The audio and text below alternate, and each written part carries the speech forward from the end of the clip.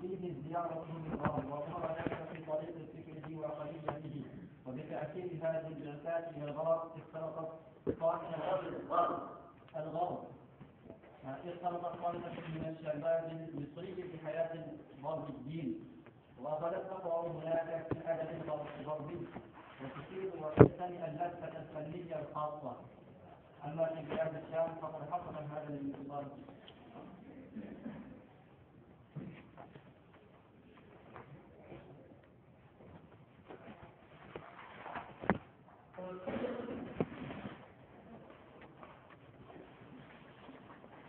اللحظة الحديثة جس کو بعض لوگ حقیقت سے تعبیر کیا ہے، بعض مورخین نے جدیدہ کا لفظ استعمال کیا ہے اور بعض مورخین نے الاصل الحدیث یا الاصل المعاصر موجودہ عہد، نئی بیداری، نیا زمانہ، یہاں پر جو اندازہ حدیثہ ہے الحدیثہ فی الادب، فی الادب العربی، عربی ادب میں نئی بیداری کا آغاز، یہ اس تناظر میں جو ابھی آپ نے پڑھا ہے، عہد انحطاط اور عہد سوال، اس سے پہلے تمدنی، سیاسی، علمی اور دینی ترقی کا عہد تھا، سقوط بغداد تک ہے اس کے بعد کی بیداری۔ یہ تاریخ کا فلسفہ ہے کہ اگر کسی خطے میں کوئی قوم ترقی کرتی ہے تو اسی وقت اس کے بالمقابل کہ کسی اور خطے میں دوسری قوم زوال کا شکار ہو جاتی ہے، جیسا کہ جس وقت عرب جاہلی دور میں تھے، جہالت، امیت، ناقابلی، تمدن و تہذیب سے دوری، تو اس وقت دو قومیں ایرانی اور رومی کہ دنیا کی متمدن قوموں میں شمار ہوتی تھی، انہوں نے ہر طرح کی ترقی حاصل کی۔ پھر کچھ مدت کے بعد جب عربوں کو عروج حاصل ہوا یا مسلمانوں کو، تو اس وقت یورپ زنان و تاریخی اس کو ہم ڈاک کہتے ہیں، یہ افضل زنان وہ ان کا زمانہ تھا، وحشیت، بربریت، جہالت، ناقابلی، یہ تمام چیزیں تھیں۔ اس کا بہترین نقشہ ڈاکٹر قدلی کی کتاب ہے الاسلام والحضارہ العربیہ کے عنوان سے، اس کا ملخص اردو میں شائع ہوا ہے دارالمصنفین سے، تمدن عرب کے عنوان سے شاہ منجید احمد نقوی کا ترجمہ کیا ہوا ہے۔ وہ سلسلے میں بہت اچھی کتاب ہے، آپ دونوں کے دور کو سمجھ سکتے ہیں، اسلامی دور کو بھی اور یورپ کے دور کو بھی۔ اس کے بعد 8ویں صدی ہجری میں جب اندلس کا سقوط ہوتا ہے تو مسلمان سے پستی کا شکار اور یورپ ترقی کے راستے پر چلتا ہے، اور آج تک وہ ترقی کے راستے ہی پر ہی جا رہا ہے۔ تو یہ تاریخ میں رد و بدل ہوتا رہتا ہے۔ یہ آخری ہے جس کو قرون الانحطاط التقلب في مجالات الحياة، يعني مجالات العلم والأدب والسياسة بالنسبة للمسلمين، مثل مسلمانوں کے تعلق سے انتہائی پستی اور زوال کی سجدہ کہلاتی ہے۔ اب ان کے وہاں بیداری آتی ہے، یہ نئی بیداری، اور یہ اتفاق ہے کہ اس کا محرک کوئی اور نہیں بلکہ مغرب سے ان کا لباس سے تعلیم زیادہ انتقال الغرب بشرط تاریخ میں دو اس طریقے کے انتقال ہیں۔ پہلا انتقال جو ہے وہ انتقال الغرب بشرط، یعنی یورپی طاقتیں مشرقی طاقت اور مشرق سے مراد عرب اور اسلام صلیبی جنگوں کے دوران جب انہوں نے مسلمانوں کی ترقی دیکھی، اندلس گئے، وہاں مسلمانوں کی تمدن کو دیکھا تو ان کو احساس ہوا کہ ہمیں یہ راستہ اختیار کرنا چاہیے۔ اب تک کلیسا نے جو پابندی لگا رکھی ہے علم پر، اصول علم پر، اس کے تحت کو توڑنا چاہیے۔ یہ احساس پیدا ہوا تو انہوں نے ترقی کی، یعنی اس ملاقات کا فائدہ مسلمانوں کو نہیں مغرب اور یورپ کو ہوگا۔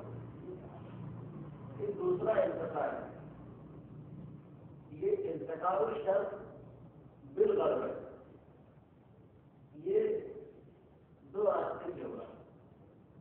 ایک جب نیپولین نے مصر پر حملہ کیا اور تقریباً 4 سال مصر میں رہا، اس کو فوج کے ساتھ نہیں آیا تھا، اپنے ساتھ علمی اکیڈمیاں، چھاپے خانے، صحافت، اخبار، یہ تمام چیزوں کو لے کر آیا تھا۔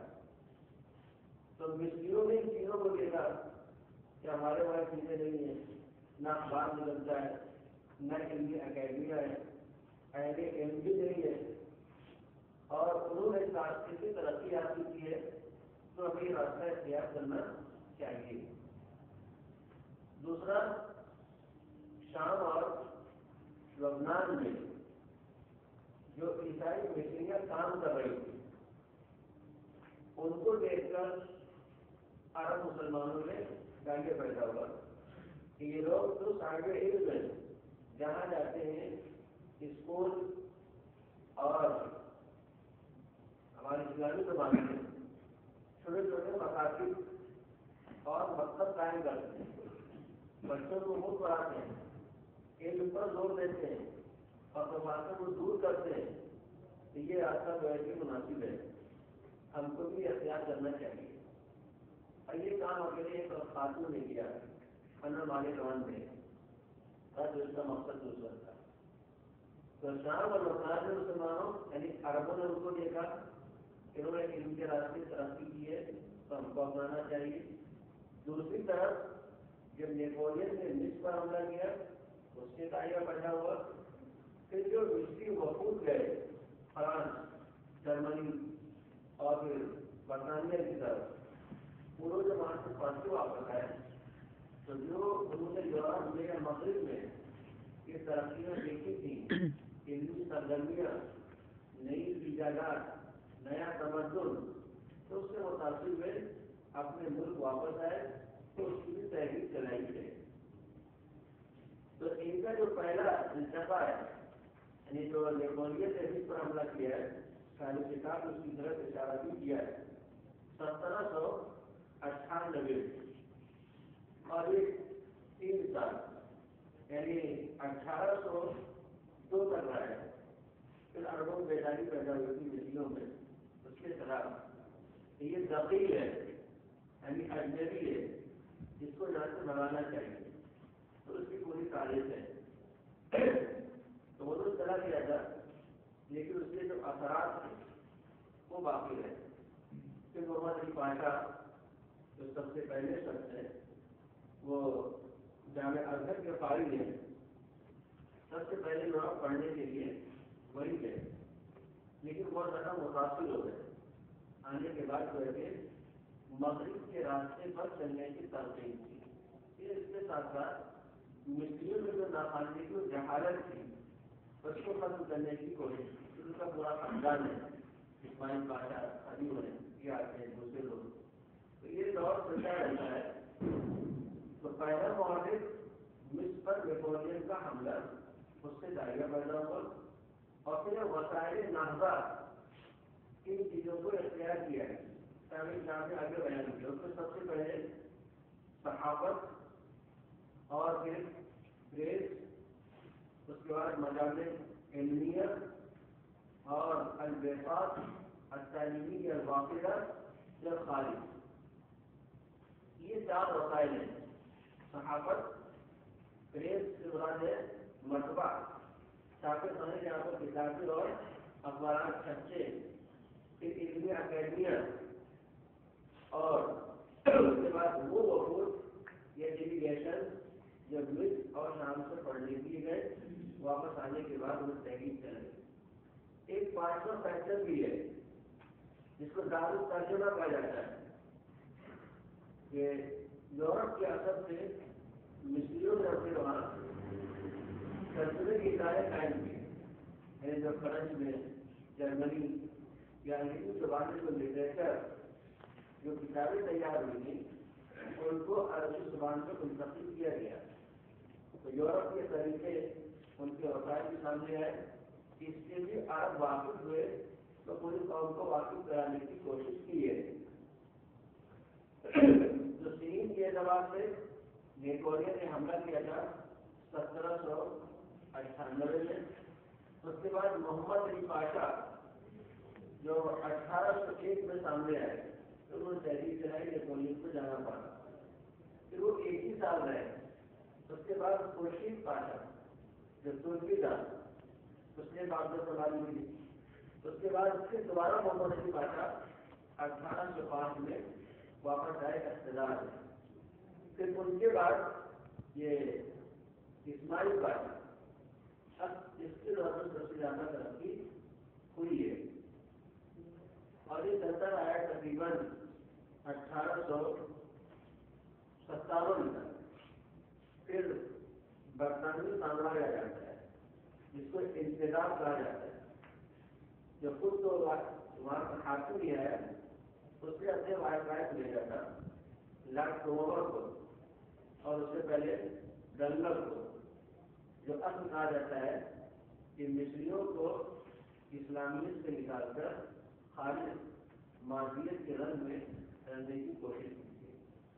اس کا دور چلتا ہے 1952 کا, یعنی مصریوں کو آزادی حاصل نہیں تھی. یہ جمال عبد الناصر نے انقلاب کیا ہے, تو سوال آیا سورت یولیو یہ بہت مشہور ہے. اس انقلاب کے بعد پھر ان کو آزادی حاصل ہوئی, لیکن یہ آزادی بہت زیادہ دنوں تک نہیں چلی. چند سالوں کے بعد جمال عبد الناصر نے اپنی وہ کاروائیاں شروع کر دی جو اسلام مخالف کہلاتی ہیں. لیکن تعلیم کا, ادب کا, صحافت کی جو ترقی تھی وہ جاری رہی. تاریخکار نے یہاں پر سب سے پہلے کہ بیداری کا مرکز کون تھا, کہاں سے شروع ہوئی, اس کی طرف اشارہ کیا ہے. بدأت البلاد العربية تستيقظ من صباتها وتأخذ بأجسام النهضة الحديثة من منتصف القرن الثاني عشر الهجري, یعنی 18ویں صدی کا آخری حصہ, یعنی 1790 کے بعد. عرب ممالک یہ اپنی گہری نیند سے بیدار ہونا شروع ہوئے. صبح سے ہی گہری نیند ہوئی. وتأخذ بأسباب النهضة الحديثة, اور اس نئی بیداری کے اسباب اختیار کیے تھے 12ویں صدی ہجری کے نصف سے. وكانت مصر وبلاد الشام بما فيها سوريا ولبنان أول من نهضت في الأقطار العربية. مصر اور ملک شام جس میں اس وقت سوریا اور لبنان یہ دونوں علاقے بھی تھے, یہ پہلے ممالک ہیں عرب ملکوں میں جہاں سب سے پہلے بیداری آئی، یہ نیند سے ویسے بیدار ہوئے. فقط حبت مصر من غفوتها حين ذوبت في آفاقها مذاهب النابلسون. چنانچہ مصر اس وقت بیدار ہوا جب اس کی فضاؤں میں نیپولین کی توپیں گونج رہی تھی. 1798 میں اس نے جب یلغار کی اس سے ہو جاتے کہ ایک اجنبی آ کر یہاں پر قابل ہو رہا ہے، اس کے پاس ایسے وسائل ہیں. وشار رجال حکمها بضرورة تفصیل الاشخاص. جب نیپولین نے حملہ کیا مصر پر قبضہ کر لیا تو پھر مصریوں کا احساس ہوا، یعنی جو شاہی خاندان تھا اس نے محسوس کیا تھا کہ ضرورت اس بات کی ہے کہ قوم کو مثقف بنایا جائے. تفصیل کے معنی تعلیم کے کہ مصریوں کو تعلیم کے رخ پر لگایا جائے، یہ پہلے پڑھایا جائے اور تقویض القدر اور تعلیمی سے ملایا اور ملک میں تعلیمی نظام اور نصاب کو تبدیل کیا جائے. جو قدامت پرستی ذریعے آئی قدیم علوم انہیں پر اتفاق کر لینا، تحقیق نہ کرنا، ایجادات نہ ہو، نئے نئے انکشافات نہ ہو تو پھر ترقی کیسے ہوگی. فقولنا حاکم و محمد علی منذ سنة 26 و8 للميلاد. چنانچہ اس احساس کے بعد مصر کے حاکم محمد علی پاشا نے 1826 عیسوی سے اس بات پر توجہ دی کہ یورپ علمی وفود بھیجے جائیں. یہاں پر پڑھنے کے وسائل نہیں ہیں، اسکول نہیں ہے، کالج نہیں ہے، تو تعلیم حاصل نہیں کر سکتے، ان کو پہلے بھیجا جائے.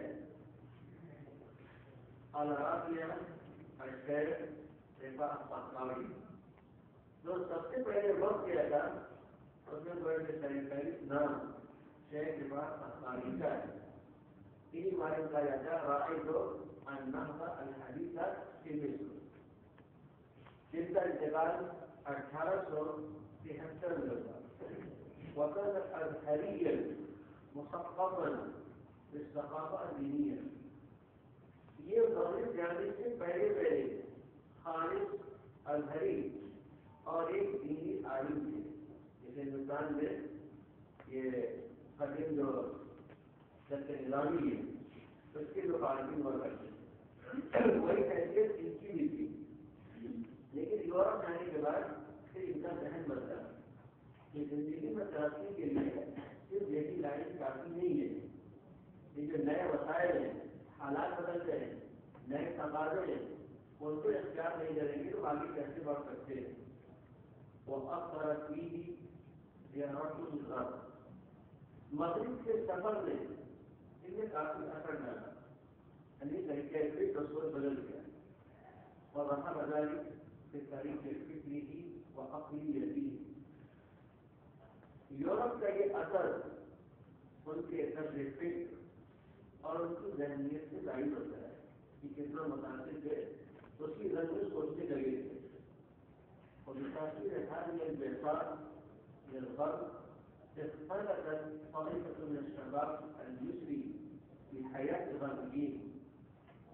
چنانچہ جو وفود مغرب گئے تھے ان کے اثر سے نوجوانوں کی ایک جماعت مغربی زندگی سے بہت زیادہ خلق مند ہو گئی، یعنی اسی کے رنگ برنگ میں.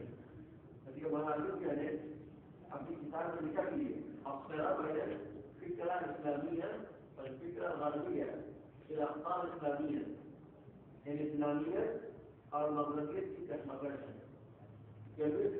مغرب کی آواز صدائے آردش جوان سے کہ جو لوگ گئے تھے انہوں نے آنے کے بعد اسی کی تحریک کر دی.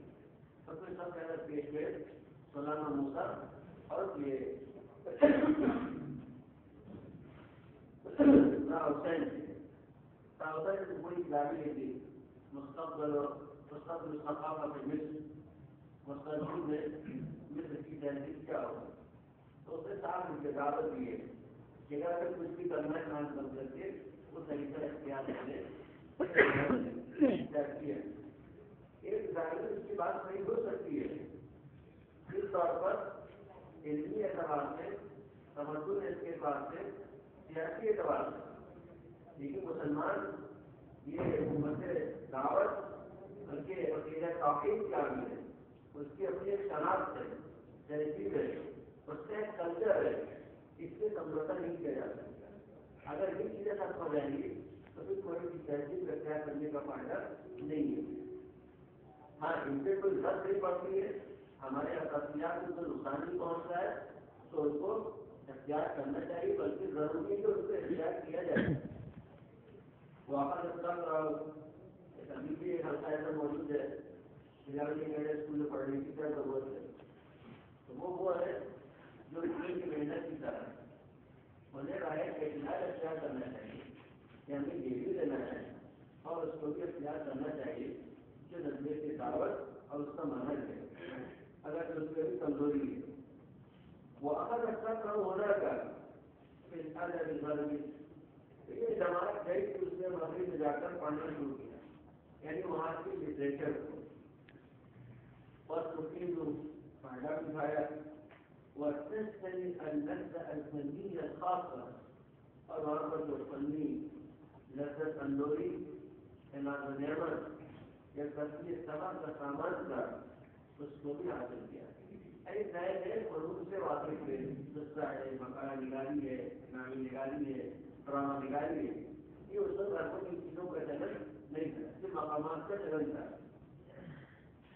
اما بلاد الشام فقد حصل هذا الاتصال بين العرب والغربيين عن طريق الإقليات، جہاں جو کہ شام کا تعلق ہے تو ان کا اتصال یعنی عربوں کے درمیان اور اہل مغرب کے درمیان یہ عیسائی مصریوں کے راستے سے ہوا جب لبنان میں یا بیروت سے کام کر رہی تھی، اور ان وفود کے ذریعے سے علاقائی کی بلاد جو مصریان یا مغرب کے وفود ان ممالک میں آئے تھے، اور کی مجالات العلم والاجتماع، اس وفود نے یہاں پر آ کر علم اور سماج کے میدان میں اپنی سرگرمی انجام دی، ان چھوٹے چھوٹے کالج اسکول قائم کی اور سماج میں جو ناہمواری تھی اس کو دور کرنے کی کوشش کی، جس کی وجہ یہ تھی کہ اس وقت ترکوں کا اقتدار تھا اور ترک چونکہ مصر وغیرہ ممالک سے بہت پوری فاصلے پر واقع ہے، تو ان کی وہ توجہ یہاں پر نہیں تھی جو ایک براہ راست حاکم ملک دے سکتا ہے۔ اس وجہ سے سماج کے اندر بہت سی خرابیاں تھیں، فقہ ہے، دانت وغیرہ، اس سے وہ عیسائیوں نے فائدہ اٹھایا اور ترکوں کے خلاف ذہن بنانے کی کوشش بھی کی کہ وہ غاصب ہیں، ہم غاصب نہیں ہیں۔ اور یہ بات صحیح ہے، جو بہت پریشان آ اور محتاج ہو، فقر و فاقے کا شکار ہو، آپ اسے ذہن مالی مدد کر دیں، اس کے بچوں کی مدد کرنے لگے تو وہ آپ ہی کو اپنا خدا سمجھے گا۔ بلکہ عمر خالدی نے اور عمر فاروق کی کتاب ہے الاستعمار والتبشیر فی البلاد العربیہ، اس میں صاف لکھا ہے اور ان کی اقوال جمع کی ہیں۔ جب ان لوگوں نے ملاقات کی کہ آپ وہاں کیوں جاتے ہیں تو صاحب ان کا کہنا تھا کہ ہمارے خدا تو یہی ہے، اور ہمارے بچوں کو لے جاتے ہیں، صبح سے شام تک رکھتے ہیں، پڑھاتے ہیں، صاف کر کے لاتے ہیں، نئے کپڑے دیتے ہیں، کھانا دیتے ہیں، تو ہمارے کام وہ لوگ آ رہے ہیں، یہ لوگ تو کبھی کام نہیں آتے۔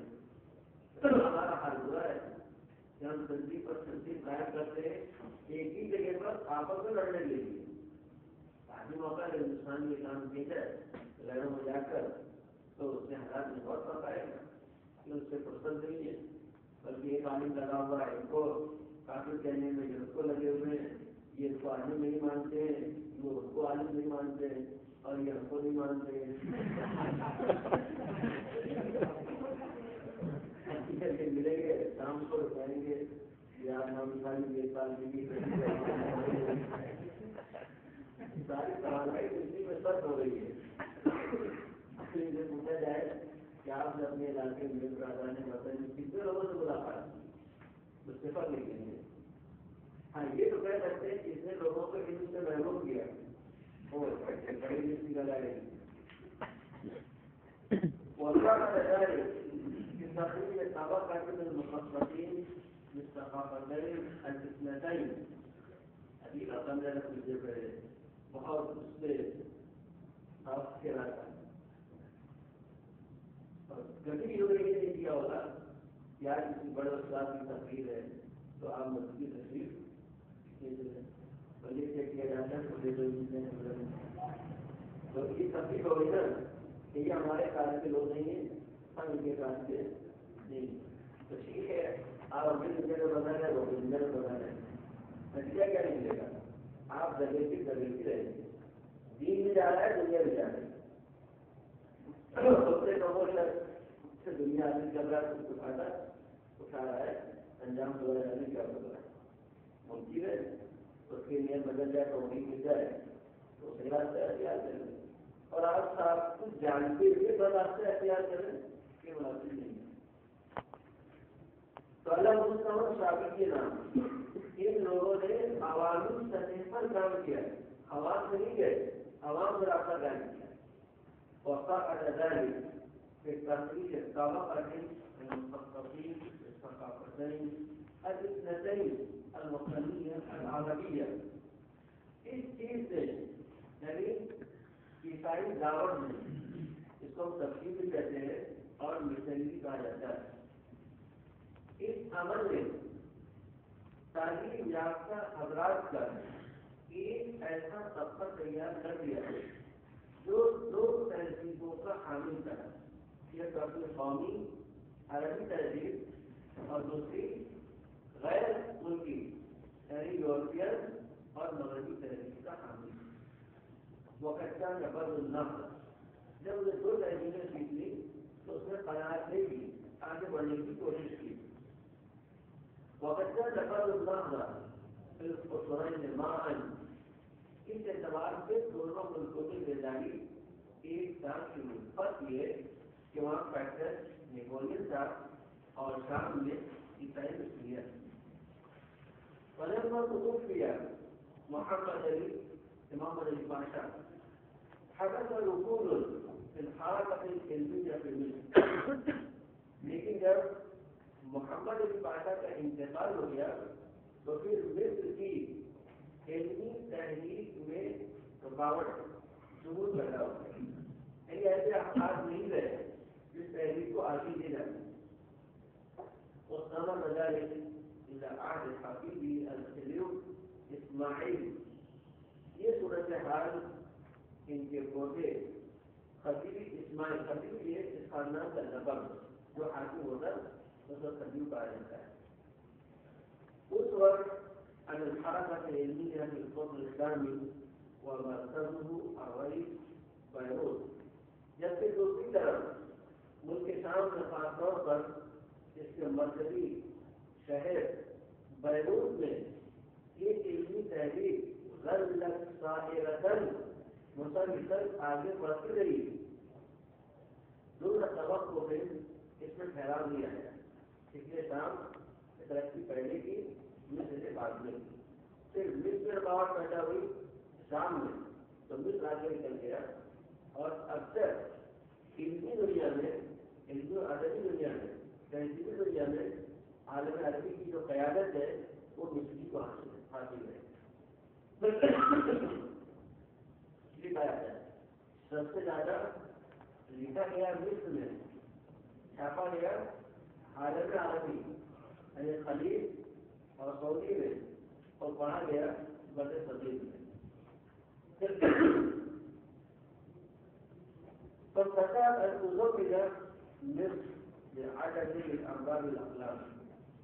ظاہر اس اعتبار سے شام نے مصر کو مدد پہنچائی تھی بہت سے اہل صنعت کے ذریعے سے اور اہل فضل و کمال کے ذریعے سے. یہ شام سے مصر منتقل ہو گئے اور وہاں جا کے بھی کام کیا. ولم يأتي أثر إسماعيل حتى قصد مصر خطوات واقعة نحو الامتثال بالحضارة الأوروبية. پھر جب تک اسماعیل کا زمانہ آتا ہے اس وقت تک مصر نے لمبی مسافت طے کر لی تھی کہ یورپین تہذیب میں گھل مل گیا. ویسے وہی طریقہ اختیار کر لیا جو اہلی یورپ کا تھا. وتقدم خاصة على الحرب العالمية الأولى. اور خاص طور پر پہلی عالمی جنگ کے بعد مصر نے اور ترقی کر لی تھی کیونکہ اب عثمانیوں کا تعلق دھیرے دھیرے کم ہونے لگا تھا. حتى أصبحت صاحبة القيامة الأدبية في البلاد العربية. اسی ترقی کر لی کہ مصری عرب ممالک میں ادبی قیادت کی باغدور اسی نے سنبھال لی. یعنی وہاں سے جو افکار چلتے تھے، جو اسلوب چلتا تھا، جو مناہج پیش کیے گئے، پوری عالم اسلام اور عالم عربی میں اسی کو اختیار کیا گیا. بیداری کی صورت حال کی اس طریقے سے بیداری پیدا ہوئی اور پھر آگے بڑھ کر کے مصر شام سے آگے نکل گیا. آگے کے اس بیداری کے روئے اور کون لوگ ہیں؟ اصل کردار کن کا ہے؟ یہاں پر تو صاحب کتاب نے دو نام لیے ہیں، جمال الدین افغانی کا اور مفتی محمد عبدو کا. مفتی محمد عبدو وہ انہیں کے شاگرد ہیں.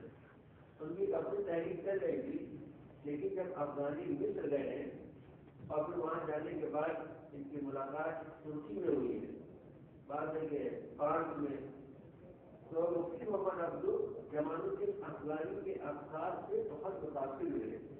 تو انہوں نے واپس آ کر مصر میں اس کی تحریک چلائی، خاص طور پر علم اور تحقیق کے بارے میں کہ ہمیں قناعت نہیں کرنا چاہیے، ہمیں تحقیق کے راستے پر لگنے کی ضرورت ہے. اور اب تک ہم نے جو قدیم اسلوب اختیار کر رکھا ہے وہ حالات کے مطابق نہیں ہوگا. جمال الدین افغانی دیکھیے میری بہت ہی جاگری شخصیت کافی ہے. یہ مختلف ملکوں میں ہندوستان بھی آئے ہیں، اس وقت جو متحدہ ہندوستان تھا، ایران بھی گئے ہیں، ترکی بھی گئے ہیں، مصر بھی گئے. یہ جہاں گئے ہیں انہوں نے اپنے اثرات چھوڑے، یعنی فوراً اپنی جماعت تیار کر لیتے اور بیداری کا ماحول شروع ہو جاتا. اسی وجہ سے کہیں زیادہ دنوں تک ایسے نہیں، حکومت کے وقت ان کو وہاں سے رخصت کر دیں. اب یہ ابھی واقعہ بھی ہے کہ جب ایران کے تھے تو ایران جو شاہ ایران کا پیروی وہ اس سے بہت ڈرتا تھا کہ اگر یہ ایران میں بہت دنوں تک رہ گئے تو ہمارے خلافی انقلاب ہو سکتا ہے. تو شاہ ایران نے جو ترک کے آخری بادشاہ تھے عبدالحمید، ان کو خط لکھا تھا کہ میں تمہارے وہاں تنظیم افغانی کو بھیج رہا ہوں، لیکن بہت خطرناک شخص ہے، اسی طریقے سے ان کا صفایا کر دی جائے ورنہ تمہارے لیے بھی خطرہ ہی بنے گے. اسی وجہ سے تو فوراً رائے عامہ تیار بھی کرتے، ایک اپنے اسلوب کی وجہ سے، اپنے افکار کی وجہ سے اور زندگی میں نئی تحریک لانے کی وجہ سے. تو ولا يمكن غض النظر عن تعطيل شخصيات كانت لها قيمة كبيرة في التأثير على الحياة في هذا العصر. ان شخصیات کے اثر سے تاثیر نظر نہیں کیا جا سکتا جن کا بڑا کردار رہا ہے اس زمانے کی زندگی کو متاثر کرنے میں. قیمت الکبیرہ بڑا کردار رول. اس شخصیات میں سب سے اہم شخصیتیں سید جمال الدین افغانی، جن کا انتقال 1897 میں ہوا، ولادت 1888. الجزار مصر و اقام مکیہ، جنہوں نے مصر کا سفر بھی کیا تھا، وہاں کی اپنی استقامت اختیار کی، فصلوں کے نشان فکری انسان میں اور اہم فکری سرگرمی انجام دی. وكان لجهوده وجهود تلميذه العلامة الشيخ محمد عبده أصل عميق الحركة العقلية والأدبية في البلاد. چنانچہ ان کی کاوشوں اور ان کے شاگرد شیخ محمد الطوسی کا عرصوں کا بڑا گہرا اثر تھا ملک کی یعنی مصر میں ادبی اور عقلی تحریک پر. یعنی جو لوگ اہل تعلیم کر رہے ہیں نئی راہ نکالی یا جو اہل قلم علی حدیث اور شعرا تھے وہ لوگ بھی ان سے متاثر ہوئے.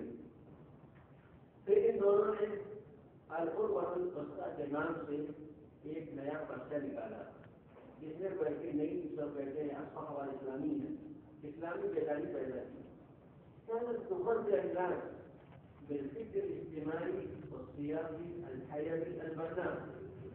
یہ پرچہ لوگوں کو حیات بخش تعمیری سماجی اور سیاسی فکر کی طرف پہنچا رہا تھا کہ ہمیں سیاست کے میدان میں کیسے بڑھنا ہے, اپنے سماج کی تعمیر کیسی ہوگی. تو اس کا کام تعمیری تھا, تقریبی یا بغاوت یا انجام دینے والا نہیں تھا. وقت اثرات الشیطان على عدد محترم من افراد هذا الدين. ان دونوں نے اس لفظ کے ایک قابل احترام تعداد کو متاثر کیا ہے. اب اس سے جو لوگ متاثر ہوئے ان کے بہت سے نام ہیں. ان میں ایک نام عبد الرحمن الجبرتی کا ہے جن کو کہتا ہوں اعلیٰ النخبہ.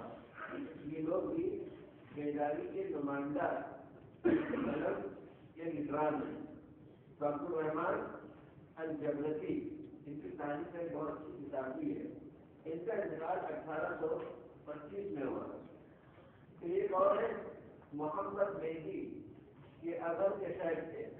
بیک گراؤنڈ دینی تھا لیکن یہ بھی تبدیلی چاہتے تھے. ایسے یہ شاعر سفر الفاظ یہ عجیب ہے. ضرور اپنے اخبار کے ذریعے سے کہا. یہ جو سید علی درویش یہ صحابی بھی ہیں, ادیب بھی ہیں اور مقرر بھی ہیں. انہوں نے پرچہ بھی جاری کیا تھا الصائب کے نام سے. پھر ایک ہے شہاب الدین, اس کے بعد ایک نام ہے رفاقی صحابی ہے. پھر ایک ہے محمد صفوت صحافی یہ شاعر ہے. پھر ایک ہے حسین مصطفی. یہ صحیح معنوں میں مربی دین ہے. ان کے دو درس ہو گئے, ایک حماسہ کا درس اور ایک دلائل کا اعجاز اور اسباب البلاغہ. اپنے گھر میں درس دیتے تھے. چوٹی کے لوگ کی کریز ہوتی اس پر ان کے درس میں شریک ہوتے. درد زبان کو الگ سے کرتا تھا لیکن ذہنی تربیت کے ساتھ ساتھ کرتے جاتے تھے. کتنے لوگ ہیں یعنی جو ان لوگوں نے بیداری میں حصہ لیا ہے اور میں کہیں نہ کہیں جا کر اپنے مستقبل سے تعلق نکلتا ہے. ایسے عبداللہ پاشا فکری ہے, شاعر ہے. ایسے ایک علی مبارک پاشا ہے, یہ ادیب ہے. یہ خاتون کا نام کیا ہے آشا التیموریہ. فارسی کو پیدا کرنے کا کام کیا. ایک سیاسی لیڈر ہے پاشا صاحب زملور, بڑے سیاسی لیڈر ہے. اس کے بعد اس کا نام دوسرا آئے گا یہ لطفی منفلوطی جنہوں نے سب زیادہ بدلنے کی کوشش کی ہے. ایک صاحب زملور پاشا یہ ناطق بھی ہے, مورخ بھی ہے. اس کے بعد حافظ جبرائیل بھی ہے, احمد شوقی بھی ہے, محمد رفیع پاشا بھی ہے. ان لوگوں نے بھی اپنے اپنے قلم اور تحریروں کے ذریعے سے عوام کو بیدار کرنے کی کوشش